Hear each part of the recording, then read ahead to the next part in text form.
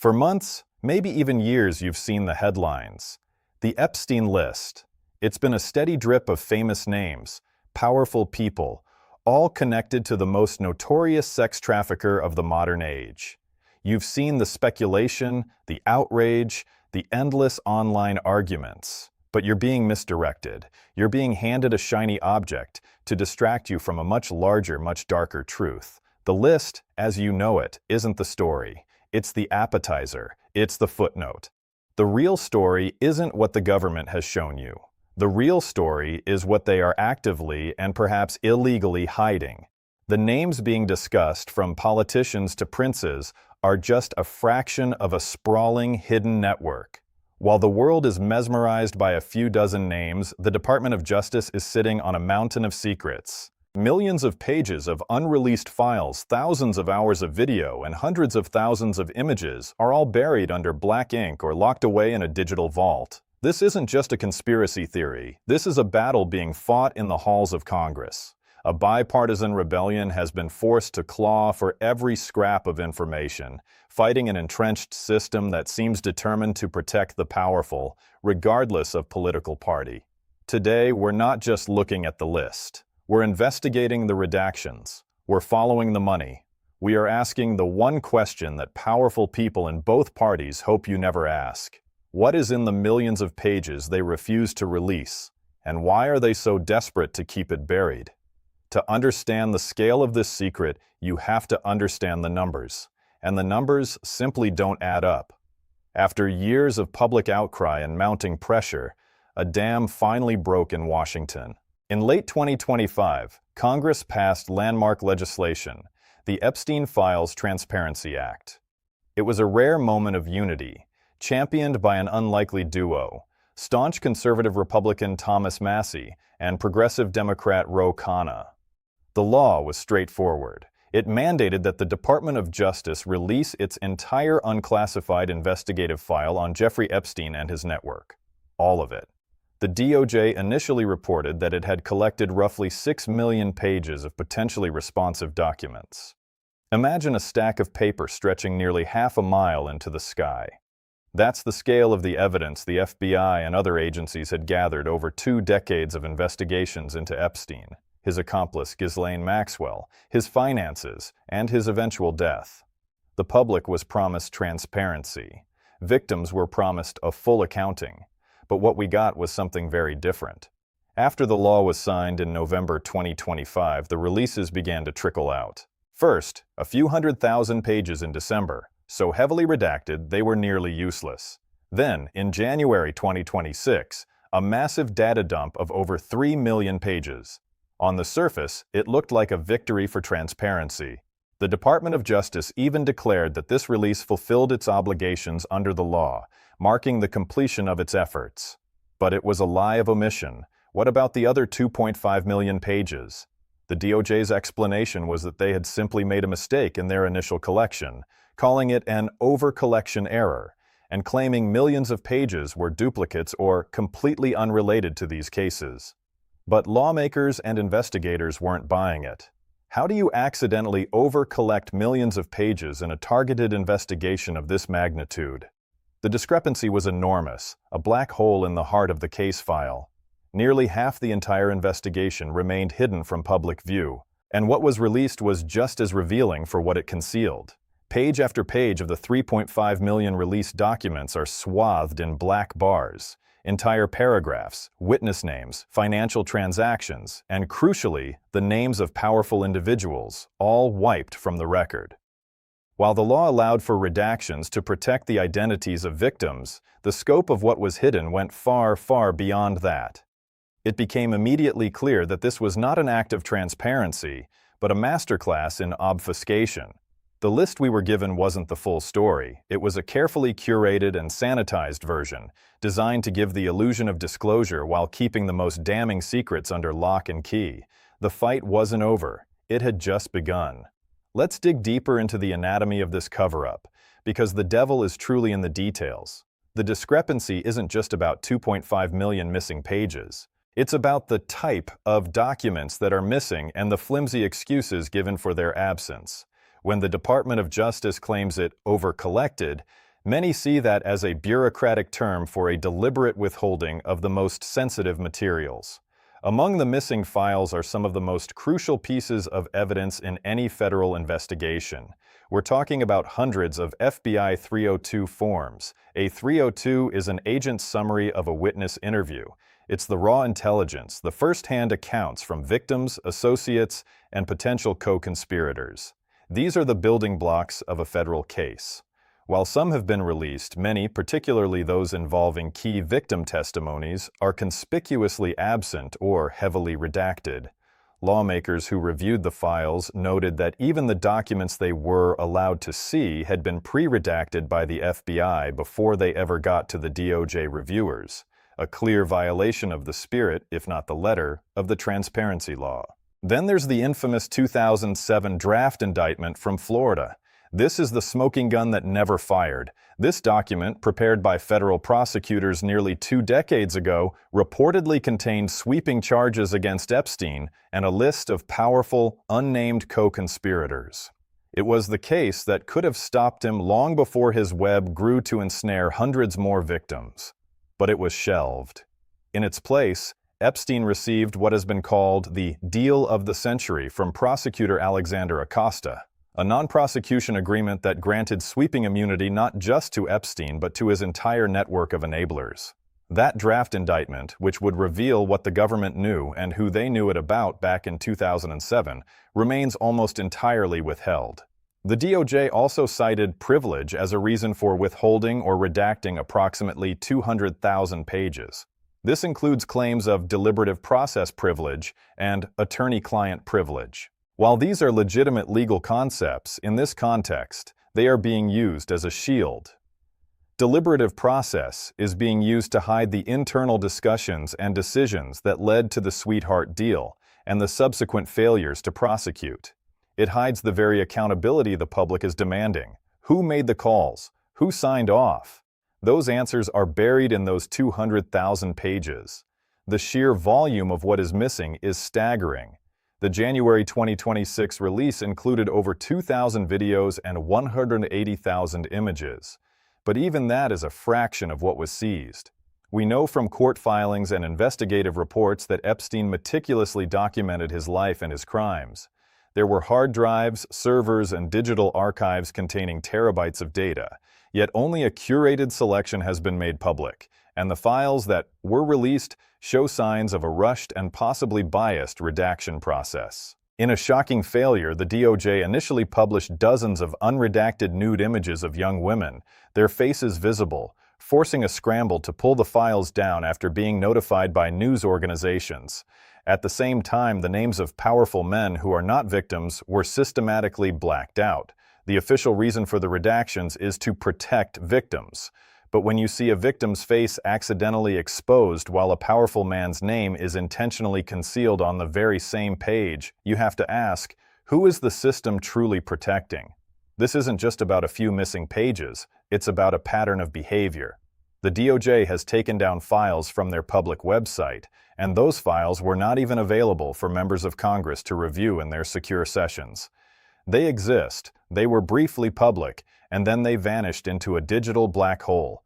This isn't an accident. This isn't a clerical error. This is a conscious decision to hide information. The numbers paint a clear picture. What we have seen is only the tip of a very dark and dangerous iceberg. As the Department of Justice stonewalled, a rebellion was brewing in the most unlikely of places, the United States Congress. The story of how these files ever saw the light of day is a lesson in political defiance, strange bedfellows, and the power of public pressure. It's the story of a handful of lawmakers who refused to accept the official narrative and decided to force the government's hand. The charge was led by Republican Thomas Massie of Kentucky and Democrat Khanna of California. On paper, they are ideological opposites, but they found common ground in their outrage over the institutional failure that the Epstein case represents. They saw a system protecting its own, and they decided to break it open. For months, their calls for transparency were ignored. Committee requests were slow-walked. The DOJ, under Attorney General Pam Bondi, remained steadfast, citing the complexity of the review. So Massie and Khanna deployed a rarely used parliamentary tool, the discharge petition, A discharge petition is a way to force a vote on a bill that a committee chairman or party leadership is blocking. It requires 218 signatures from members of Congress, a simple majority, to succeed. In a deeply divided Washington, getting 218 signatures on anything, let alone something that challenges the executive branch and powerful interests, is considered nearly impossible. Initially, the petition to force a vote on the Epstein Files Transparency Act faced immense pressure. The Trump administration was initially resistant, with some allies calling the effort a distraction. But Massie and Khanna began the arduous process of collecting signatures, one by one. They made their case not on partisan grounds, but on the fundamental principles of justice and accountability. Then, the tide began to turn. A crucial group of conservative Republicans, often seen as staunch allies of the administration, broke ranks. Figures like Lauren Boebert and Marjorie Taylor Greene added their names to the petition. Their defiance signaled that this was no longer a partisan issue. It was a populist demand for truth that crossed party lines. As the signature count crept closer to the magic number of 218, the political calculus in Washington shifted dramatically. On November 12, 2025, they hit their mark. With a coalition of Democrats and rebellious Republicans, the discharge petition succeeded. Leadership was forced to bring the Epstein Files Transparency Act to the floor for a vote. Facing an overwhelming and bipartisan groundswell, the administration's opposition crumbled. On November 16th, President Trump reversed his stance on Truth Social, urging the full release of the files. The narrative was now unstoppable. On November 18, 2025, the House passed the act by a landslide vote of 427-1. The Senate passed it unanimously. The next day, President Trump signed it into law. It was a stunning victory for a small band of legislative rebels. But their fight was far from over. After the heavily redacted and incomplete files were released in January 2026, Massie and Khanna knew the DOJ was not complying with the law they had fought so hard to pass. So, in February 2026, they took another unprecedented step. They went directly to the Department of Justice to view the supposedly unredacted files themselves in a secure facility. What they found confirmed their worst fears. They told reporters afterward that even the versions they were shown were still full of redactions. Critical FBI reports had been scrubbed before being sent to the DOJ for review, meaning the attorneys making the final decisions never even saw the original untouched documents. Rep. Khanna was blunt. The FBI sent scrubbed files.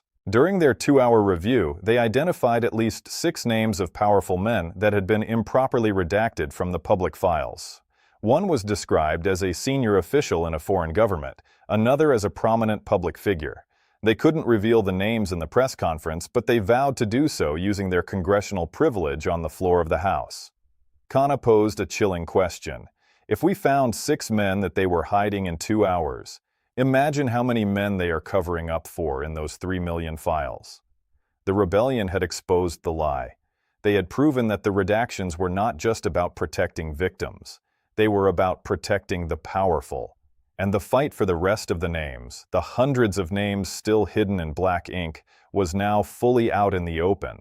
So we arrive at the central question, the one that hangs over this entire saga. Why? Why go to such extraordinary lengths to hide these files? Why defy a near-unanimous act of Congress? Why risk a political firestorm by releasing documents that are more black than white? The answer depends on who you ask, and it reveals a profound battle of narratives being waged in the highest corridors of power. The official narrative from the Department of Justice is simple and, on its face, noble. They are protecting the victims. They argue that the redaction process is a painstaking effort to ensure that the names, images, or any identifying information of Epstein survivors are not made public, preventing their re-traumatization. They claim that some of the redactions also protect privileged legal communications or ongoing investigations. A senior DOJ official defending the department's work noted the immense pressure and tight deadlines. Deputy Attorney General Todd Blanche flatly denied any cover-up, stating, "There's not some tranche of super-secret documents that we're withholding. This narrative portrays the DOJ as a beleaguered agency doing its best to balance transparency with its legal and ethical obligations. They point to the sheer volume of data, millions of pages, thousands of videos, as evidence of the monumental task. They also caution that inclusion in the files does not imply guilt. The documents are filled with third-party claims, flight logs for unrelated travel, and casual social contacts. Furthermore, the DOJ warned that some documents contained untrue and sensationalist claims submitted to the FBI, specifically noting allegations against President Trump that they deemed unfounded and false. But there is a competing narrative, a counter-narrative that has been forcefully advanced by lawmakers, investigators, and the victims themselves. This narrative argues that the protection of victims is being used as a convenient excuse to enact a sweeping cover-up designed to protect the powerful and the politically connected. The evidence for this counter-narrative is compelling. Democrats on the House Oversight Committee have accused the DOJ of illegally withholding FBI interviews related to allegations against President Trump. The accusations of a cover-up are bipartisan. This political tug-of-war has created a fog of confusion. Republican Nancy Mace, after reviewing some of the files, declared that Trump was in the clear, urging politics to be set aside. Yet Democratic Representative Ted Lieu has claimed that Trump's name appears thousands of times, alongside tips about serious crimes. This conflicting testimony from members of Congress who have seen the same files suggests that the truth is being weaponized, with each side seeing what it wants to see, or perhaps what it is allowed to see. The lawmakers who forced the release, Massie and Khanna, have argued that the DOJ's actions violate the law they wrote. The law requires unredacted records from the FBI and grand juries, yet they were shown documents that were clearly scrubbed beforehand. One lawmaker has called for an independent audit of the DOJ's redaction process, asking blunt questions about whether political names were protected. He points to the glaring hypocrisy of the DOJ's process, where victims' names were mistakenly released while powerful people were intentionally hidden. This is the heart of the conflict. One side claims bureaucratic diligence and the protection of victims. The other side sees a deliberate, calculated effort to protect the guilty. They see a system that failed to stop Epstein for decades, now working overtime to protect the secrets of his powerful network.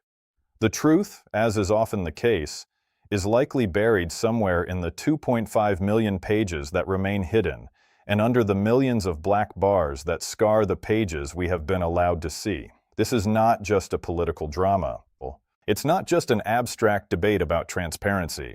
The redactions, the missing files, and the institutional resistance have profound, real-world consequences. The stakes are nothing less than the possibility of justice for the victims and the integrity of the American legal system. Every black bar on a page, every withheld document, is a potential shield for a perpetrator and another betrayal of the women and girls who suffered at the hands of Epstein and his network. For decades, Jeffrey Epstein operated with impunity. He was a registered sex offender who still managed to socialize with presidents, prime ministers, scientists, and titans of finance. He moved hundreds of millions of dollars through major banks, often in suspicious transactions that should have raised red flags but rarely did. His 2008 non-prosecution agreement was a testament to a two-tiered justice system, one for the wealthy and connected, and one for everyone else. Epstein wasn't a lone wolf. He was the center of a vast ecosystem that enabled his crimes. That ecosystem included not just the powerful men who participated, but the lawyers, accountants, bankers, and fixers who looked the other way, who facilitated his lifestyle and who helped him evade consequences time and time again. Without full transparency, that ecosystem remains intact. The true scope of his network of enablers remains unknown. The people who financed him, who flew on his planes knowing underage girls were present, who attended his perverse gatherings, and who used their power to protect him, remain shielded by the very institutions that were supposed to bring them to justice.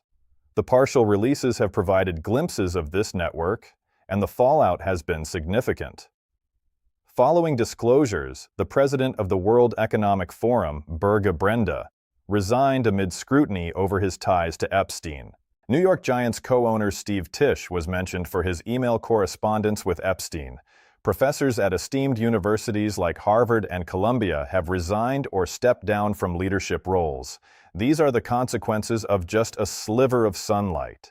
Imagine the impact if the full unredacted archive were made public. The argument that releasing names without a conviction amounts to a witch hunt is a powerful one, and it's a concern that lawmakers take seriously. No one wants to see innocent people smeared, but this argument is also a convenient shield for the guilty. The purpose of transparency is not to convict people in the court of public opinion. It is to generate leads for law enforcement. It is to give investigators the information they need to build cases, to corroborate victim testimony, and to finally hold the powerful accountable in a court of law. As Representative Khanna has said, the goal is to have the investigation, not to presume guilt. Ultimately, the secrecy corrodes public trust. It feeds the perception that the game is rigged, that the powerful are untouchable, and that justice is a commodity to be bought and sold. When the Department of Justice makes mistakes that repeatedly benefit the powerful while harming victims, it ceases to be seen as an impartial arbiter of justice and starts to look like a co-conspirator in a cover-up. This story was never just about one monstrous man. It was about the system of power, wealth, and influence that allowed him to flourish. The hidden files, the redacted names, they are the blueprint of that system. Keeping them secret doesn't just deny justice to Epstein's victims. It ensures that the same system remains in place, ready to protect the next Jeffrey Epstein, and the next, and the next. The stakes are not just about the past. They are about preventing a toxic future. We are left where we began, with a mountain of secrets and a handful of uncomfortable truths. We know that the Department of Justice is withholding millions of pages of evidence related to the largest sex trafficking network of our time. We know that a bipartisan group of lawmakers believes the DOJ has violated federal law by hiding the names of powerful individuals under the guise of protecting victims. We know that the names we have seen are just a fraction of the full picture, a curated list designed to create the illusion of transparency, while the real secrets remain buried. The Epstein case was never just about one man. It was a litmus test for our institutions. It was a test of the justice system, of law enforcement, of the media, and of the political establishment. And at nearly every turn, those institutions failed. They failed to stop him when he was a known predator in the 2000s. They gave him a deal that protected his entire network. And now, even after his death, they appear to be failing the final test. The test of transparency. The lingering, unsettling questions are the ones that should keep us awake at night. Who are the names still hidden behind the black bars? What is on the thousands of hours of video that remain locked away? Why was the FBI sending scrubbed files to the very department tasked with ensuring transparency? And the most important question of all, will the institutions that failed to stop him be the same ones that are now allowed to protect his secrets forever? This is no longer a story that can be left to the politicians and the bureaucrats in Washington. The pressure from Congress was a start, but it wasn't enough. Real, sustained public pressure is the only force that can compel true accountability. The more people who understand that the list was a distraction, the more people who know that the real story is still buried in millions of hidden files, the greater the pressure will be for a full and honest accounting. This is not a partisan issue. It is an issue of justice versus corruption. It is about whether the rule of law applies to everyone or only to those without the wealth and power to buy their way out of it. The fight for the Epstein files is a fight for the soul of the American justice system, and it is a fight that is far from over. Share this information. Demand that your representatives continue to push for a full, unredacted release, because the truth, however ugly, is the only path to justice. And the secrets of the powerful can only remain secret for as long as we allow them to.